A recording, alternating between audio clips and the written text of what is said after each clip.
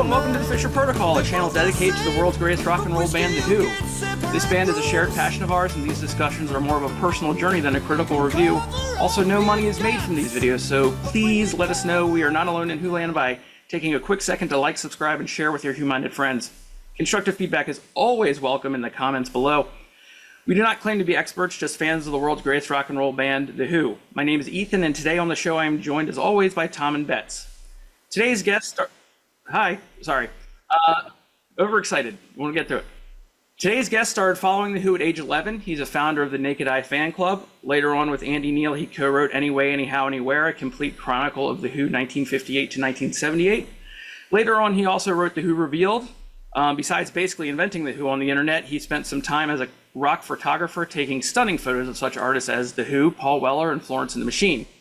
Recently, he wrote a stunning essay for the release of the Lifehouse Who's Next box set, currently working on multiple projects. Please welcome to the Who's official biographer, Matt Kent. Hello. Morning to you, afternoon to me. Right. Thank you so much for being on. It's pretty exciting. We're back after a long break. And I guess, no preamble, let's just get into it. Being known as The Who's official biographer, but the reason why we have people on the show, and we've had Joe McMichael on, Keith Levinson, a bunch of people, the question is, we want to talk to fans that do something with their fandom, and you've done more than almost any other fan with their fandom. And so the question I like to start with, and then I'll show up for a long time, is we don't choose The Who chooses us. When did The Who choose you, and when was that kernel planted? Well, as you said, probably when I was 11. I've got an older brother, 3 years older than me, so he was obviously into music much earlier than me. And I don't know if you had it in the States, but we came from a poor neighbourhood. I mean, very poor. Couldn't always afford to buy records, books, etc. But we did have libraries, and not just book libraries. We had record libraries where you could go along and see what was in store and take it out. And I remember my brother Pat had Tommy on order. I mean, it was obviously such in demand. It was about a year before it actually became available. So that was probably my light bulb moment, I would say. He brought that home, and I was just fascinated with the cover to start with. This free triptych cover that opened out into this strange graphic. And that was before even listening to the music. But saying that, I can remember growing up and hearing tracks on the radio, or tracks like Happy Jack and that, didn't really mean anything to me until I was older. But I can remember hearing stuff like that. And I also had an uncle that worked as a cameraman on Ready, Steady, Go. So he used to come back with, and this is going to shock a lot of people, it shocks me still to think about it, but he used to bring home acetates, basically, any disc acetates. Wow. Of bands. Remember, didn't know what they were. They was just these thick, heavy records. And we treated them appallingly. I mean, we would scratch them with 6-inch nails, and we didn't know what they were. I mean, to us, they wasn't records, but they just had these white labels that said EMI disc. And God, do I regret that. Who knows what was on those records? I mean, it could have been absolute treasure. So there's a history of music in my family. I mean, my dad worked and my uncle worked at the Royal Opera House for a while, and there was always music playing. But as I say, that light bulb moment was getting Tommy from the record library. Right on. I dragged him to that. Very similar experience, it's Tommy. Mine was a cassette, and I remember putting it in, it's very, staring at the cover and hearing it's great. It's very different music as well. I mean, when you listen to things like Overture and Underture, Dennis Sparks, and very different to what we was hearing on the radio. It's serious music. Lyrically, was there anything early that hit you like that? Because I know that, Sparks and Underture, they're these big, expansive things that really kind of open your mind without chemical enhancement. For me, the lyrical content was always one of the top things. Was there anything of that early period, meaty beady, that kind of thing, lyrically, that really spoke to you? Well, as I say, I can remember hearing things like Happy Jacking on the radio, these little ditty type tunes that, even as a youngster, you could pick up. These were jolly little tunes. So I can remember those, but I never pieced it together. I suppose lyrically, the first time that I really understood the Who would have been Quadrophenia. Oh, okay. That's when, I guess I was a pre-Quadrophenia mod, not old enough to be an original mod, but I used to dress like that. I mean, when I was 12, my mum bought me my first two-tone suit. And, I used to go to school in parkas and stay pressed button-down shirts. I used to get the cane a lot for not being in uniform. But you probably don't know what the cane is, but it's a form of corporal punishment that was handed out by really sadistic teachers to children. And so that was probably the first thing that lyrically I understood. I mean, obviously I saw them on the Who's Next tour at the Oval. That was the first time I saw them. But, being 12 and being stuck in this huge crowd, it sort of does it over your head a bit. It's just the wonderment of being there. I was lucky that my brother didn't mind this annoying little brother hanging around with him. But I would say Quadrophenia was the first time I heard lyrics that spoke to me. I could relate to Jimmy. I could relate to those feelings of angst, indecision, self-consciousness. That really was what hit home to me.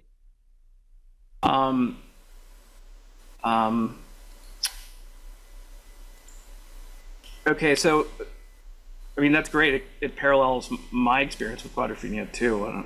I don't know about everybody else here, but it's not the same time period. It's not the same thing, but you have the same pressures. You have the same social type groups, and it's very easy for you to get into that. And that's why it lasts so long, and why people, a lot of people we talk to are very young and they're still getting into it. I think that's the beauty of it. It's the genius of Pete Townshend that the four of us here, different backgrounds, different ages, but it spoke to us individually. You could just listen to that and you think that's about me. It is. Quadrophenia is like timeless. It's universal, and I think people who listen to it in our era and people who listen to it now for the first time, they all hit those notes because it's a shared experience across the board. I think universally. Yeah, but it's also individual. It's shared, but individual. Yes. And that's kind of, we said it before, I'll say it again, that's his genius. I listened to Quadrophenia when I was, 16 or 17, right around the time I saw them at Madison Square Garden for that first time. And, I listened to Townshend's solo material, but it wasn't until about 10 years ago when I listened to Slit Skirts, and I feel like I got Slit Skirts. Do you know what I mean? So it's like the exact same vibe as we go along, and that's why. And Mike Post's theme, which is a personal favorite, which me and Tom played in a band, by the way, and it's not the easiest song to do. Okay, so back to the Oval Cricket Ground just for a second. That's your first concert. You're 11. How old are you then? 11? Is that 11? 12? You don't, I guess, remember. It's just the experience. You don't remember anything specifically, is what you're saying. Yeah. I mean, there are parts that stick out, and obviously things that I've seen since. Photographs, Stints with Moon with the cricket bats playing drums. It brings it back. But I still think at that age, well, certainly myself, my brain wasn't developed enough to understand the importance of what was going on, the importance of the fact that other than a few warm-up gigs, this was the Who playing the songs from Who's Next, or some of them, for the first time in Britain. They did do some warm-ups before that, but this was the first major show. And I wish I understood that more at the time. The cultural importance of seeing, some of those songs performed live like that. obviously since then I've come to realise the importance of those songs and the importance of Lifehouse in the sort of development of that. But at that time, it was more the experience of being there that I remember than the actual detail of the shows. Right.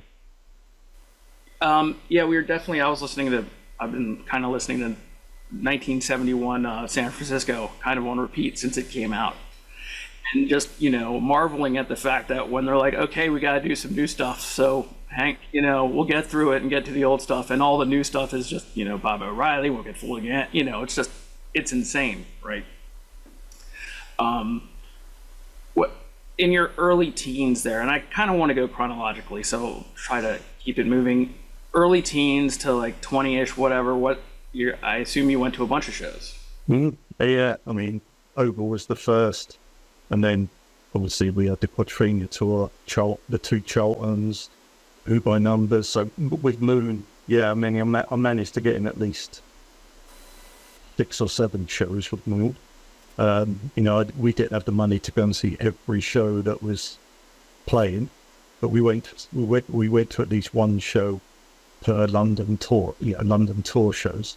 So yeah, I got to see the Moon period for about 6 or 7 times, and that it will never be beaten. As much as I love Zach on drums and whatever else has happened, that period of the 4-piece powerhouse, really. I mean, it blew you off your feet. I mean, it was never to be repeated.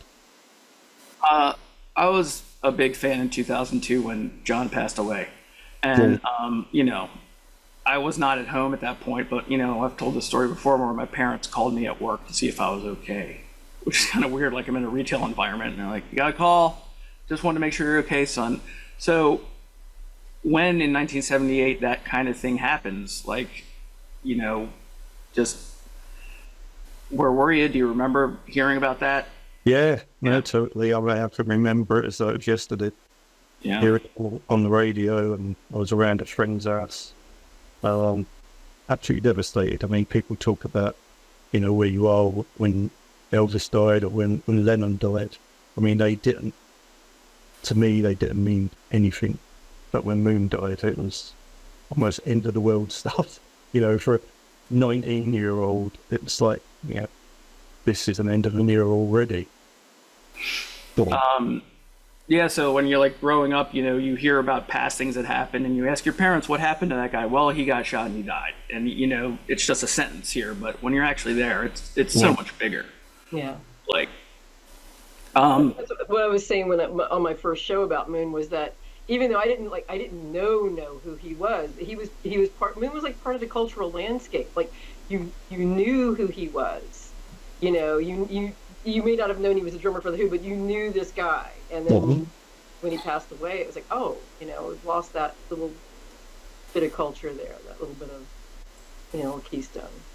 I think what made it even more difficult was that I only met him once, and that was 3 weeks before he died. That was at the Who's Who exhibition in London, which he and Pete attended. So that was the only time I'd met him, and then 3 weeks later he's dead. So it was a little bit hard to take, really. Was that the first time you had contact with any members of the band? No, not at all. I guess the first time was when I was lucky enough to go to the Tommy premiere in London in '75. I just went over there with my brother just to see people attending, and there was a London radio station was broadcasting live from there, and I had a badge on from Charlton, and the DJ came over to me and said, if you was at Charlton, you deserve to go to it. And he gave me a ticket. And so there was I, not dressed for any sort of occasion, really. Right. A friend, Tommy, sitting behind Roger's parents and in front of Rod Stewart and Brett Eklund. And you sure you fit right in? It was a surreal experience. It really was. I mean, and that's the first time, I meekly said hello to Pete. I spoke to Roger. I actually asked him to sign my program, and he wouldn't. He was too busy. I mean, he was the star of the show. So that's the first time I met him. It was not that they'd remember, unless they remember just underdressed little schoolboy. Did you remind Roger of that later? I did. Okay. And I have since got a signed program. Oh, right. That really was like a nexus point as far as like the Who crossing with popular culture, like. And it was me as well. I mean, on a number of levels, I guess.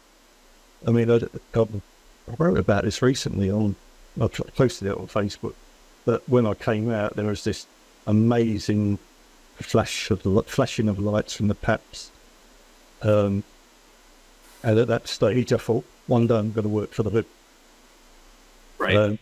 I didn't realise it'll take so long. But I really did think that. I came out and told my brother and his girlfriend at the time, I just said to you, I'm going to be involved in this. It's a strange feeling. But obviously what ended up being involved with more was the photographer side in the end. Well, I mean, that really springboards it perfectly onto like another, like, to the next phase, really. Because, like, if you come out of that situation with that single-minded focus, what's your first step to that? Nothing. I did absolutely nothing about it. It was just, I think it was just the occasion got to me. It was like, yeah, this is fun. It's this is going to be better than working 5 days a week, 9 till 5. There's got something better than that. What my parents did. But unfortunately, it turned out I ended up doing a 9 to 5 job, the same as anyone else. I've always been a big pipe dreamer. But as I say, the surprise was that it did eventually happen. But nothing at that time. I mean, I was just a fan. I went to shows. I mean, and even when it did happen, I just happened to be in the right place at the right time. And I'll get to that before I move on to the next phase of Tom Betts. Did you guys have any questions about this early part or anything? Yeah, sure. Yeah, sure. I mean, I don't know if you know, but in 1995, myself and a few friends put on a convention in London. We thought that the Who were badly treated by the record company. It was poor compilation after poor compilation. The band were dead and buried. They wasn't doing anything, but we just felt that their musical legacy needed something better than what was being provided. So we thought we'd start a convention in London to get fans together. We did have these weird ideas that we would get the band to play. And that was that. That was what started the convention, really. Yeah, let's get an average file. Yeah, we can do it. There were 6 of us. The things you think you can do. So anyway, we sorted out a convention in London, and which was an amazing success. I mean, it sold at the venue we chose was in Shepherd's Bush. It was 800 capacity or something, which was sold out very quickly. We even had people outside, shutting off traffic basically and couldn't get in. But we managed to get Roger and John to play along with Zach and Storm. So we had like the Who light. Pete sent us some nice facts. Shows you how old it is. He sent us a nice fax, wishing us luck. And it was really successful. And I'm sure there's footage on YouTube of Roger and John's performance, and it's fantastic. They brought together a lot of fans. We got a lot of press in London, the local sort of Evening Standard, which is the main local paper in London, sort of did a big bit on it, and that had Who were getting back together because of it, and it was all a bit of bluster. I think we utilised a bit of Lambert and Stamp, Smoke and Mirrors. And to our surprise, it was, it almost came off. So, on the back of that, I thought, well, there's a big demand here. Let's start another fanzine. And, looking back on it now, it was full of content. I'll give it that. I mean, there was lots of things in it. I mean, for the first edition, we got a really long interview with Pete. But it was badly written. I'm not going to profess that I was a good writer at that time. Hopefully I've got better. But I wrote to Trinifold, the Who's Management Company, and said, look, we want to do this magazine. Would you support it? And they wrote to Pete and Roger and John, and they had no problem with it, and that's how it sort of become. I would say it was semi-official rather than official, but we did get interviews with the band, and we did get a lot of feedback from the band on individual issues.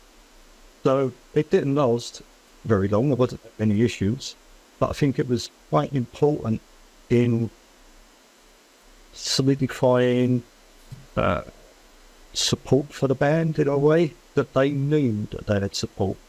And, very soon after, they was ever again playing Quadrophenia. And Roger did say to me on a couple of occasions that he thinks without the convention that wouldn't have happened. But coincidences in that music business happen so often that, Pete obviously had the Quadrophenia showing at Hyde Park in mind. It just happened to coincide with when Naked Eye came out, so it was happy coincidences, I think. This period really interests me because that's when I was starting everything. I fallen in love in 1989 with that special on TV, the Universal show, the Tommy show. And everything sprung from there. So by the time I was old enough and I was just starting to get really melancholy about no Who shows, that's it. They're over. I missed it. I came in at the end. I didn't get to see anything. All of a sudden, all this activity started to happen. There's Tommy on Broadway. I was in that Who web ring. I don't know if you remember that thing. At the beginning, you have the Who.net and this day Who history and all this kind of early internet stuff, and we heard about the convention. I was mad, and I was like, obviously there's going to be an American one. Obviously there wasn't. Hyde Park happened. So there was a real swelling happening, right? It seems like Pete did all those, the cool walking, smooth talking, straight smoking, fire stoking. As far as the compilation goes, I really, really enjoyed, 30 years. It came out, 30 years of maximum R&B. I do remember that time. I do remember hearing about the convention and reading about it. You know what I mean? It was a really happy time. I mean, it was quite fraught. I mean, up until a week before, we heard that Roger wasn't going to play it. And the word had got out by then that there was going to be special appearances. And that was a really tough time, in the 2 weeks leading up to the convention, not knowing. And it wasn't actually until the Wednesday before the show that we had it confirmed. But to turn up at the venue and see all these crates of food, equipment going into this tiny venue was amazing. I wish I'd taken more photos on the day, but we were just too busy. You didn't have time to do anything, but it was a real big sight to see. Now, did Roger and John treat it as like a concert show that they were doing for people? They got together, did rehearsals, all that, the whole thing? Well, they did rehearse because after that, Roger was due to go off. They was due to go off to Australia, I think, for some shows that got cancelled. And I think part of the reason our show was on the verge of being cancelled was because the other shows had been cancelled. Right. So they had been rehearsing. And I think Roger really enjoyed it. John would enjoy anywhere. He'd play anywhere and enjoy it. So, as long as we fulfilled his rider of some Remy, he was fine. But John was great. I mean, John with Naked Eye as well. And throughout the period I was working with Pete, I was probably closest to John. John was always a big fan. He was good humoured and he always gave me support. So, that was fine. But Roger, you could tell by Roger's face at the end of it that he really enjoyed it. It was, small, sweaty, and it was in Shepherd's Bush, which, I think meant a lot to him. I remember my awareness of Simon was actually heightened at that time too, because Among Us had come out and I followed him around my little area of the United States, going to a bunch of the little small in-store record shows he had to do at the time, and I really liked that album. So when I saw him on there too, Yeah, it's the same here. I mean, we sort of teamed up a little bit after that, me and Simon, and we sort of tried to arrange gigs and fit it in with some Who tribute bands as well. So yeah, me and Simon were and Paul Townshend as well. We were very close at that time, and it was a fun time. It was good to be alive, and to be involved in something creative. I always wanted to be involved in something creative. My day jobs are not creative. And it was really good. I mean, fun times. All right, so let's go right in transition. You got the Who convention going. You're doing the fanzine. You said it didn't last very long. How after that the big train starts moving again? You have Quadrophenia going on. What is the next Who related job you have after that, and how did you get it?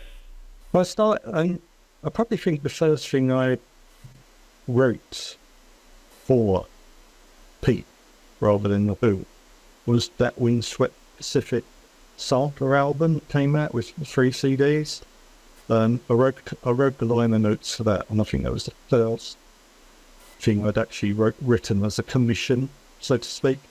So that put me in contact with Pete's office, not Pete directly.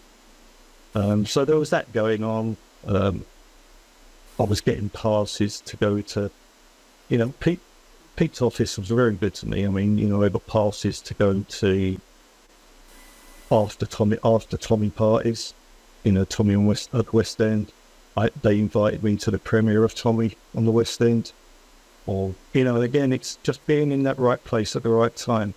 I remember when I started working for Pete, and we had the fans forum, etc., which was a difficult period, but also elsewhere on the internet.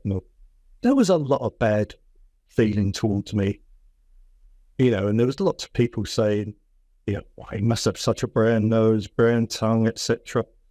And you'd read this and you think, you don't know me from Adam. You're making these judgment calls on me, but you don't know me.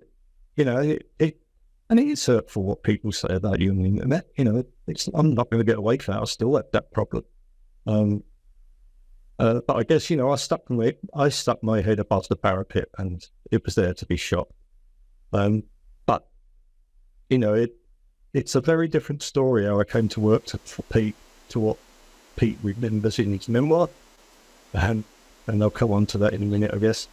But I was just in the right place at the right time. It could have been any one of us. It's just that I did come up with a fanzine, and as a result of that, that's when I got the call to be on with Pete. The reason why we're getting back together, because I had some health issues and we didn't record for a while, is because our channel, it's a very small channel, but it, within the past year since we did anything, it's hopped up another 100 subscribers, and we haven't done anything. And it's just kind of being positive, because I remember all that stuff back then. Very specific people, and there's a vocal minority, and they're very mean. And they always have been, and a lot of them are on Facebook now, and I don't go on those sites anymore. I just can't do it, because it's always this, it's always that, it's always complaining about an orchestra. And then sometimes it gets downright mean. So, you have my sympathies. I don't know if I remember that stuff. I do remember eelpie.com. I don't know if that's exactly what you were working on. But yeah, what the memoir thing, what do you remember? What does Pete remember? That sounds interesting. Then, well, Pete's view is that his business manager, Pete, a good friend of mine, but unfortunately passed away, Nick Goddison, told Pete that I was a computer geek who wanted to run his websites. But, that was far from the truth. My knowledge of computers at that stage was how to turn them on or off, really. And I was working one day and I got a phone call out of the blue. And he said, the voice on the other end said, "Is that Matt?" "Yes." "It's Pete Townshend." I was like, "Yeah, this is someone winding me up." And I was like, "Yeah, of course it is. Pete, who are you?" Blah, blah, blah. "It's Pete Townshend." And I'm pretty sure I swore down the phone. And then the penny sort of drops and you think, well, maybe it is Pete Townshend. Why would someone be doing this? And it was Pete. And he just said that, he knew that naked eye, obviously. And, would I be interested in going to work for him, starting up some websites for him? My knowledge of websites at the time was negligible. And, I make no bones about it. It wasn't me that did the technical side of it when I did go to work for him. It was another company. I managed it. But, yeah, that's how it started. I mean, that was in October 88. And sort of almost went to work immediately, although I didn't officially start or get paid until the following February. But that's what actually happened. It was a phone call out of the blue. And I was surprised as anyone, didn't believe it at first, but as it sunk in, it was like this, I knew Pete's reputation, I knew the band's reputation, but it was one of those offers that you think if you don't take it, you're going to regret it for the rest of your life. So I immediately put my notice in and went off to work for Pete. Well, I mean, yeah, you came out of an event and said you're going to work for the Who, and then you get a job to work for Pete Townshend. It's pretty incredible. It's pretty incredible. It was, and again, as Pete himself wrote on that when the website was first launched, I have my own opinions, and I'm not scared to air them. Probably in the end, that backfired on me. Let's put it like that, but it was good while it lasted. Now, this is kind of an interesting thing to me, and I'm always fascinated by Bill Curbishley for some reason, because he's just, he's there, and you just see him in interviews, and he looks very stone-faced, and, he seems like he could be a scary guy, but he's obviously, people say he's very nice. Was there lots of contact with him at this time, or did that come later? Was there any at all?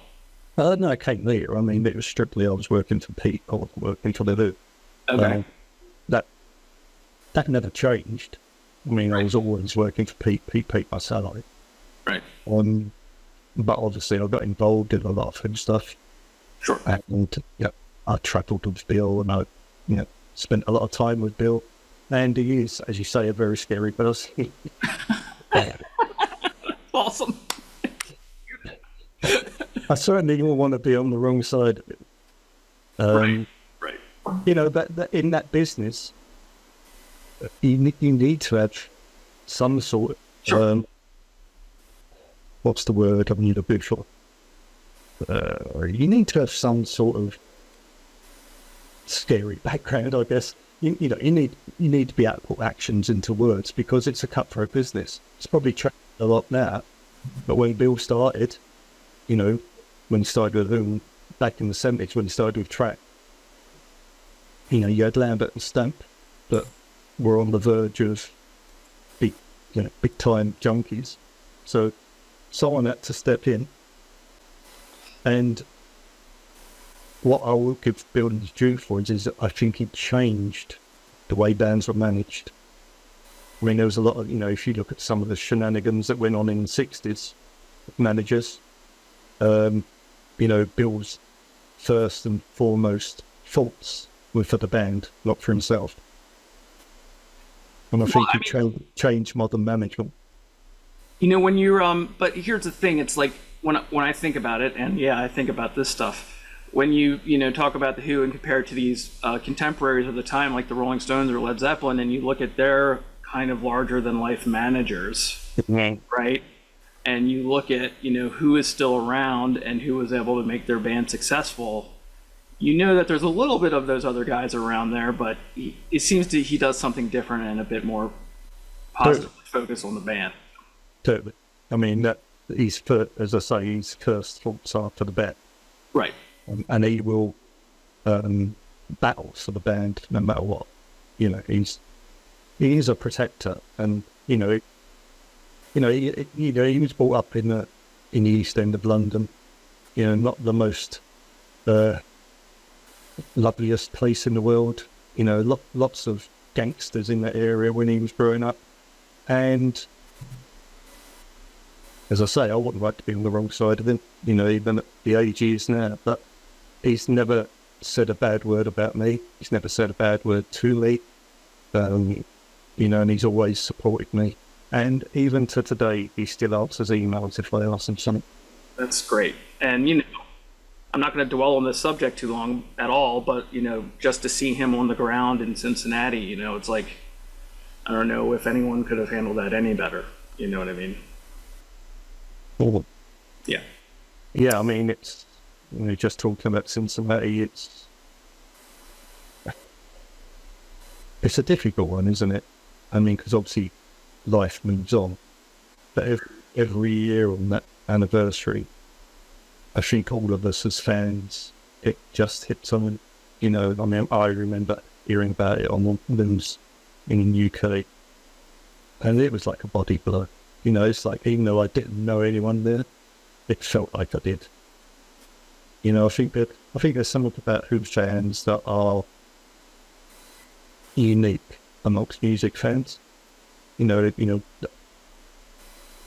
notwithstanding what I said earlier about some of the treatment online by certain people, I think in general, as a whole, Who's fans are like a family. I mean, you know, I don't think any other band. You know, I've seen hundreds and hundreds of bands over the years, and I never get that feeling. Other than at a Neil Diamond concert, funny enough, I never get that feeling that you get at a Who show. I think there's a pride that comes with being a Who fan. You know, you're happy to wear them on your sleeve. Yeah. And so when something like the concert for New York comes along, and it's such a, you know, triumph, and, you know, most people are saying, I didn't know this band was around anymore, and all of a sudden they punch the world in the face. You know, it's great. I mean, you know, I was fortunate enough to be there for that. And it was a fairly surreal occasion. I remember that we had to go in the day before to get our security passes and be vetted and all sorts of things. I remember pressing the lift to go up to whatever floor it was. And as the door opened, Salma Hayek was in the lift. And it's like, who was? Salma Hayek. Oh, right. Oh, wow. Yeah. And it's like, Hello. this is different. What? I don't know what I would do in that situation either. No. But it was just, you know, everywhere you looked, there were celebrities and, you know, built in it. And it was just, you know, I'm from South London, and there's not many people from South London, I think, can say that that's happened to them. You know, it's just one of the, you know, it's such a sad occasion, but I have such great memories of it because it was so different to anything in my life. Back to the website stuff. Is that all you did for Pete in that early time? Was just work on the website? Was it like no? I mean, obviously at that stage, Pete was looking at resurrecting Lifehouse. Okay. That resulted in Lifehouse Chronicles. So I was doing a lot of work on Chronicle stuff and other, you know, there was art installations that were planned to go with it. And lots of things that in the end didn't quite work out. So there was that work. There was a lot of other business stuff going on. You know, I got involved in, you know, artist sort of, what's the word I'm looking for? In other sort of business deals, you know, where they wanted Pete to represent them and certain things. I mean, I remember once on, I think it was the first tour, the 2000 tour, probably. Yeah, I actually went along for a meeting as Pete's representative, with representing Pete with Roger, John and Bill at a meeting where I think it was for Artist Direct or something like that. So I was there as a proxy Pete Townsend, which was quite bizarre. So no, there was lots of other stuff going on other than the website. I mean, I remember when I started, I mean, Pete was drafting his autobiography then and gave me a copy of the draft he had. And this isn't giving any secrets away. But at that stage he said to me, "You're going to get closer to me than anyone else since Richard Barnes." Wow. Yeah. And you think to yourself, yeah, that is sort of a wow. It never happened. But that is I think I read somewhere some stories that had to get cut out of the book for legal reasons about Marvin Gaye or Joe Walsh, but we don't need to go into that. There's so much to go through, and I think we're just getting the iceberg here. How did the photography thing come about? Because your snaps, and I told you specifically the Florence ones and the Pete ones, they're just brilliant. How did that come about? And just from going on tour with a band, really. I had no interest in photography prior to that. I mean, I was writing something the other day and just said that I did. Actually, it's because I'm updating my website and all that. And I said, I did do evening classes, sort of in photography, but that was mainly to get in dark rooms with girls. There was nothing to do with the actual photography. Right. And Pete started taking me on tour to report on the shows, which was fine. I did written reports, set lists, etc. But I took a little camera and started taking photos, and that was absolutely dreadful. Technically, I was dreadful. I mean, but composition-wise, there was something there. And people really liked photographs, even though, they were blurred and, I was using a clap camera on all cheap equipment. And it just carried on from them, and I got a bit better. I mean, I think by 2004 tour, I was taking some decent photos. And I was lucky enough to know other photographers. From year 2000, 2004, I split up from my wife and was living with Ross Elfin. I don't know if you know Ross. Oh, you guys live together. Wow. Yeah. He was kind enough to give me a room. He put a roof over my head, and Ross, in some way, saved me. So I got lots of tips from Ross. He let me use his equipment. So using a professional camera provided many different results. But I also knew Chris Morfitt and Tom Wright, who had shot the in the 60s. They were big supporters. I mean, they were really, really giving me a lot of confidence in what I was doing. Come 2006, I did find myself with no job. And having done the photos and made some contacts, I thought maybe I'll give photography a try. And I guess I was lucky again because of the Pete contact. But I got some amazing access from Paul Weller and Flaming Lips. Both, Paul Weller let me shoot a little club show, the whole show, and Flaming Lips let me shoot their show at Hyde Park from the stage. They let me on stage and let me shoot the whole show. And that's not normal. I mean, someone starting photography would not get that sort of access, and I was very lucky. But I would always be thankful for those two, because they gave me a portfolio. And it gave open doors to other people because, through that, I got to know some PRs who let me shoot some shows. And I got a series of photos together. And again, this is an unusual act of bravado for me. I contacted an agency in London called Wire Image, who now form part of Getty Images. And I just said I could do better than what you're producing. And they called me in for a meeting and they agreed. And that was it, really. I got, from then, having the power of an agency like Getty behind you opens doors and getting passes. I quickly bought some new equipment, professional equipment, and learned the technicalities of it, a lot of which, is down to Ross Elfin. And that's it, really. But what it never did was it never earned enough money to be sustainable.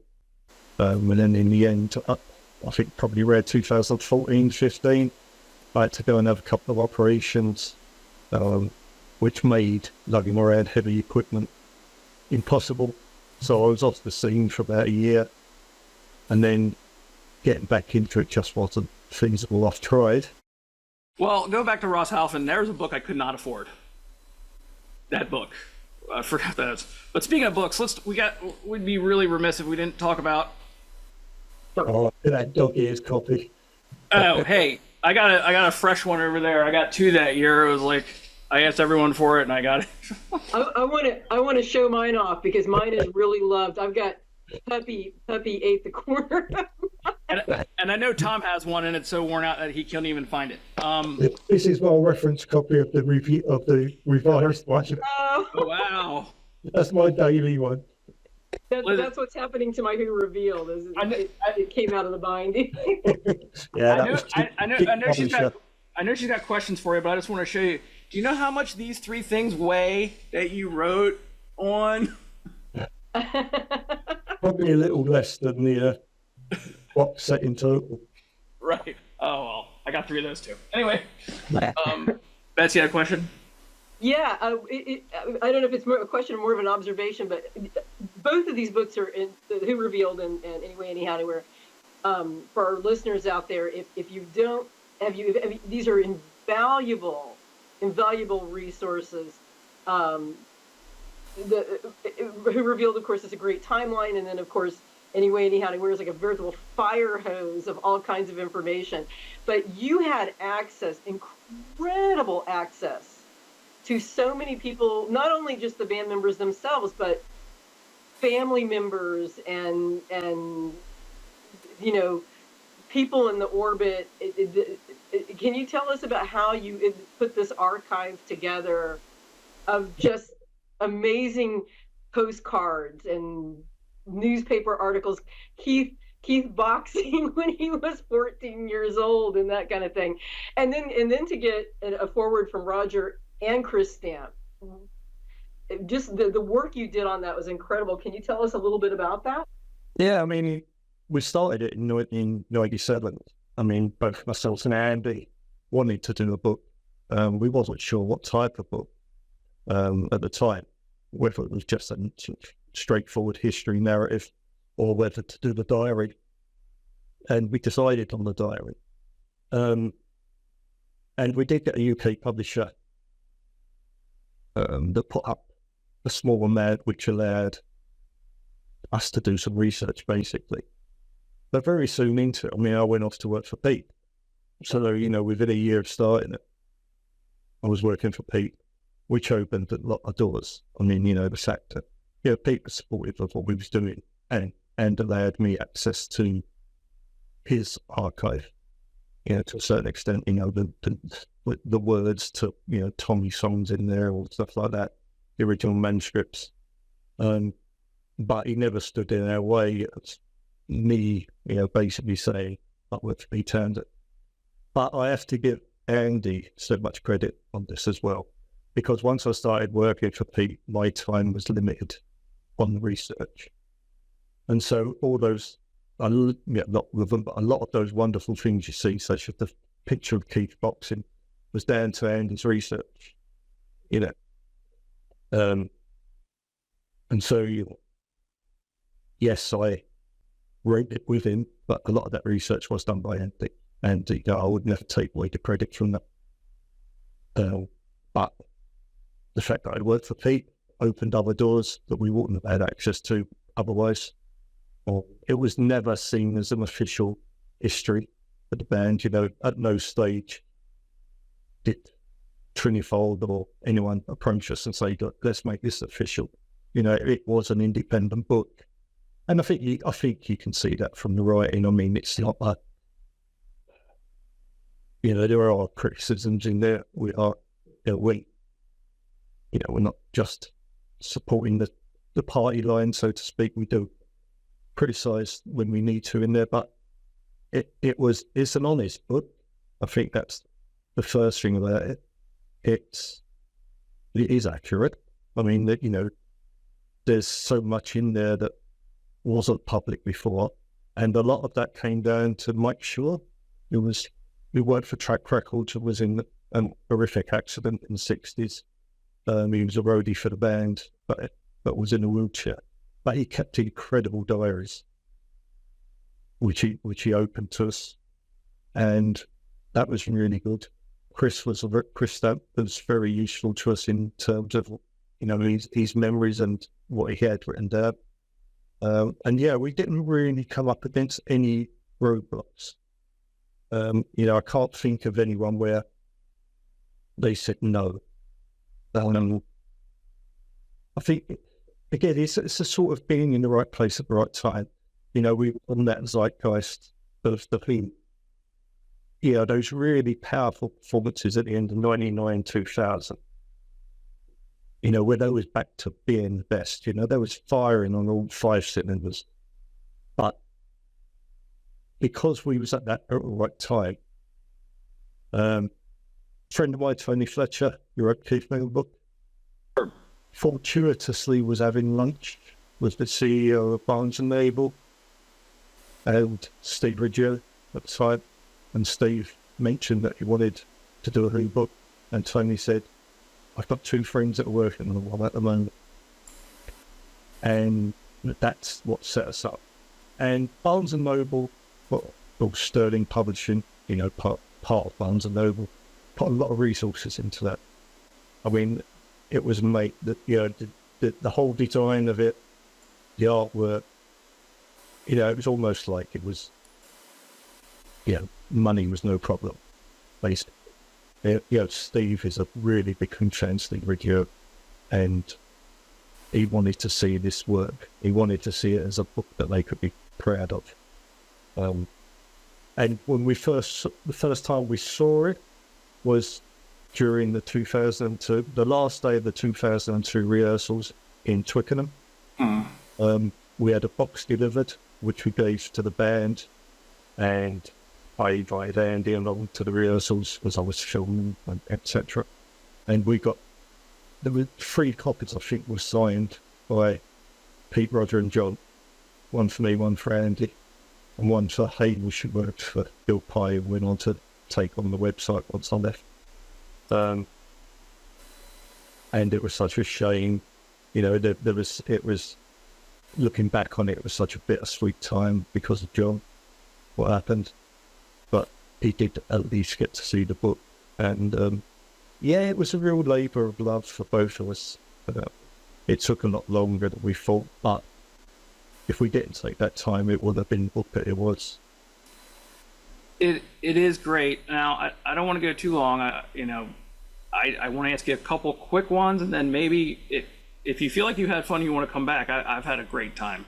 I could listen to you talk forever. I'm happy to do a second part if you want. Yeah, I got a other list of questions, and I'll save that. Gotta get into the long live rock archive. That's for a later time. But a really quick one. We had a whole show where we just we're trying to figure out, and these are just really might be stupid.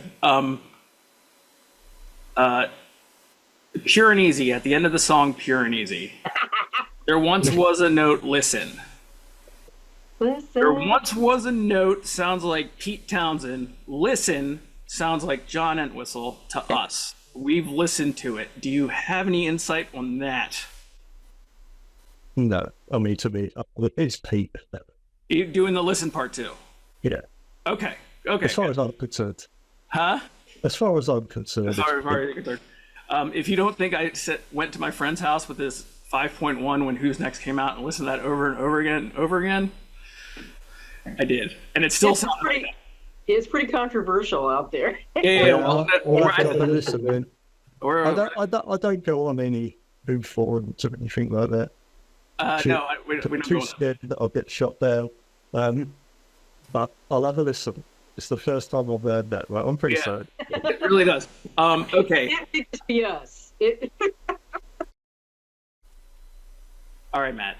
between us, last night with my son, I was watching your interview with Pete about the Tommy movie. Okay, and there might not be any more questions after this because you might have. I know.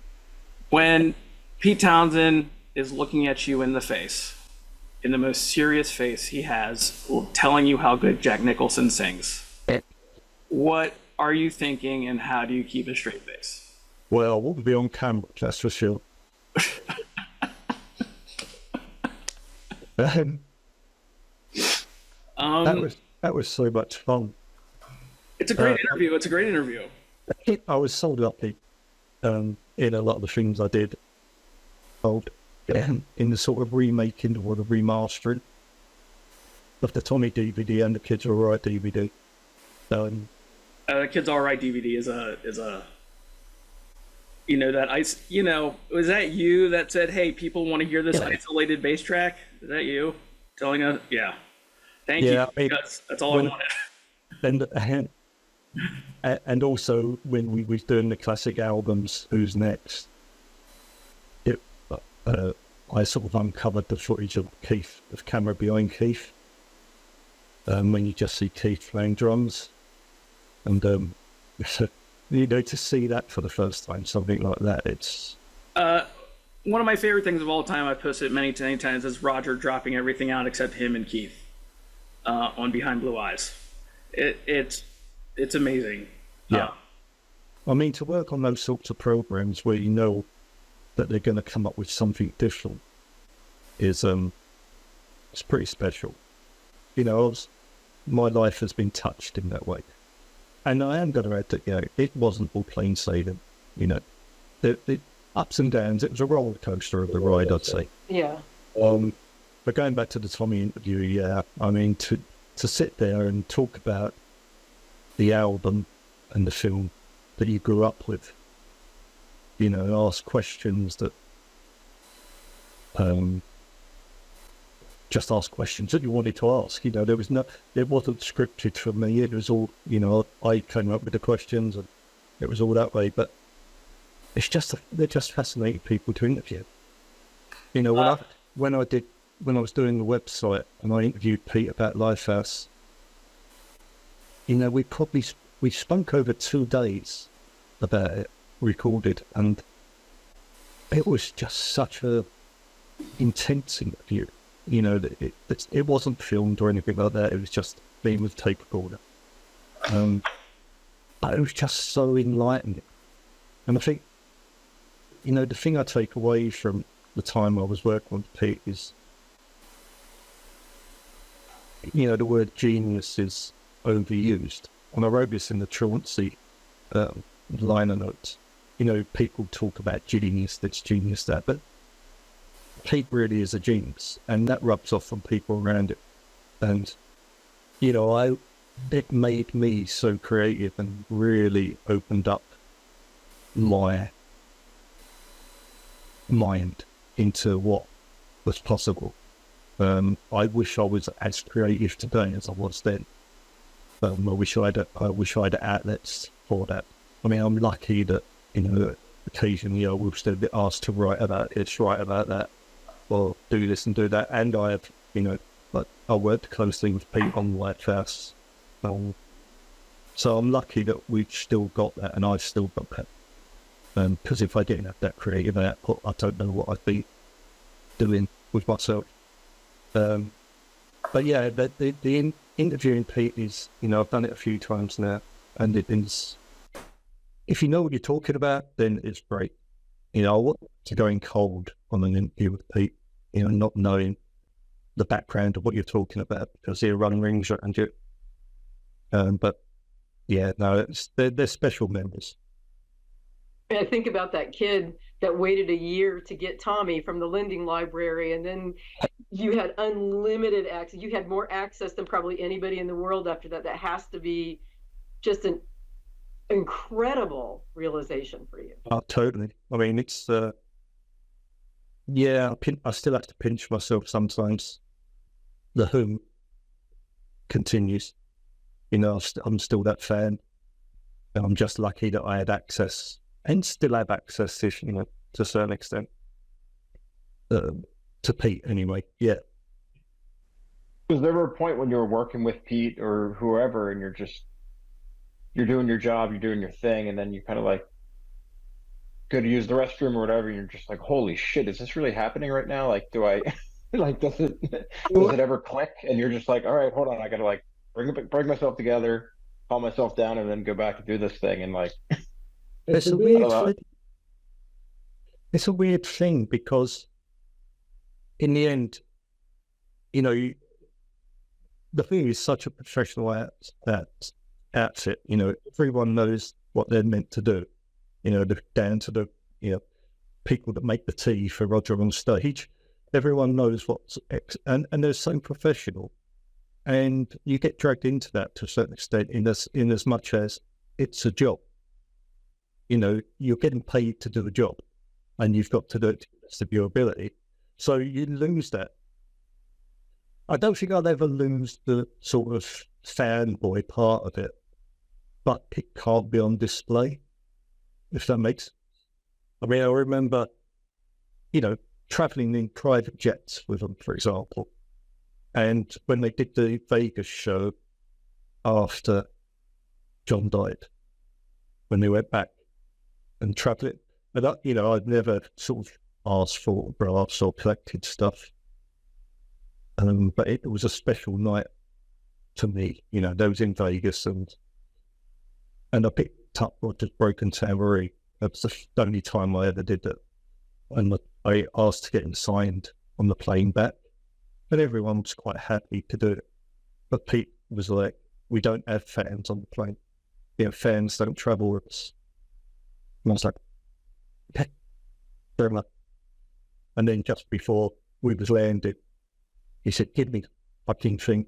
And so I had him. But, you're there to do a job. And it was a difficult one for me because obviously I'd come from that fan background, and I'm suddenly thrust in this. Did they ever ask you about that and what a fan might think about something certain or a certain release or something coming up that they're thinking about doing? Yeah. I mean, I think there's a difference between the Who as a band and what the record companies do. The record companies obviously are there for one reason, and in the end that's to make money. But yes, certainly Pete and Roger did. I remember when the Then and There compilation come out, and I suggested that, it'd be great to put some tracks on it that hadn't been released before, just for the fans.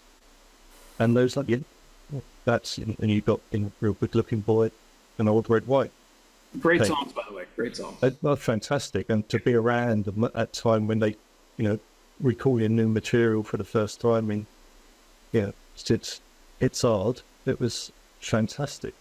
So yeah, I mean, they're very conscious of what the fans think of things. May not always come across like that, just because, say, they're sort of divorced to a certain extent from what the record companies do.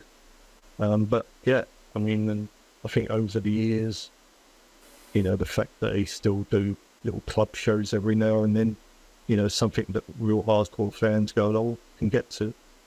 I think they care greatly about their fans. Yeah, but you didn't pick the opening bands for Endless Wire Tour, that's for sure. I know you didn't do that.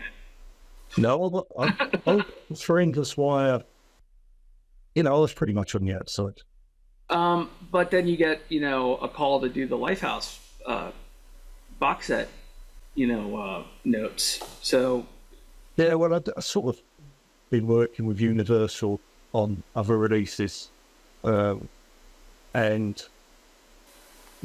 mainly through using stuff from my collection, to put in visual stuff. But on that one, Pete did say to them, you should use that. Okay, so by the end of next month, we're gonna have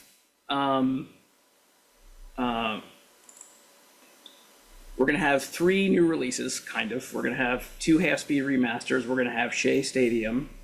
We're gonna have 2 of these quote-unquote final gigs at the Teenage Cancer Trust.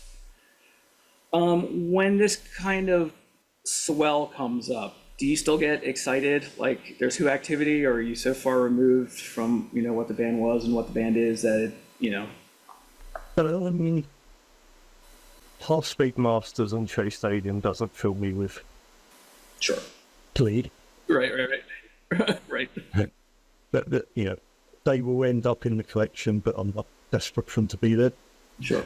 And no, I can't see the point in some of the releases. They're there to fill Universal's quota. Sometimes I'm not even sure the band are aware they're being released. I think because Universal own so much of the material. Sure. That they're sort of able to do what they want. The tour, it's difficult.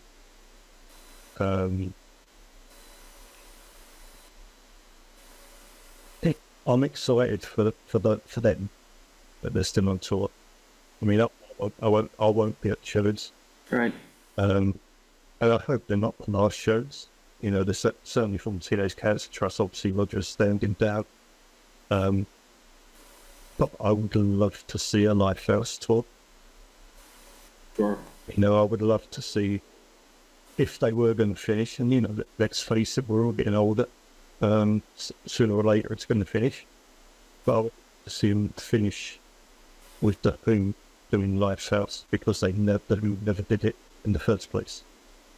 So I think that would complete the circle really nicely, and I would certainly be there for those. Right on. This has been one of my favorite shows we've ever done. By far. Thank you so much. If I can think of some other things, which I'm sure to ask, we'll definitely have you on again in the future. I can't thank you enough for your time. Well, that's fine. I can't thank you enough for the service you've done. Thank you for your service as something we say in America all the time. But thank you. Yeah, I feel like a wounded veteran. Thank you for your service. I wish somehow you had commission on all this stuff behind me. You know what I mean? But I'm impressed. I'm impressed with the displays. Are you still working on your websites at all? Yes. You got anything coming up? What do you got coming up? No, I've just been redesigning my photo strip white writing grips. Photo strips. My mouse gone dry. Photo and writing website, and hopefully that's going to be live by the end of this week or next week. There'll be some prints for sale. I'll be flogging my wares. Matt, thanks so much. Yes. Bit of Absolutely. fun. Thank you. See you guys It's been later. a pleasure. And really nice to meet you.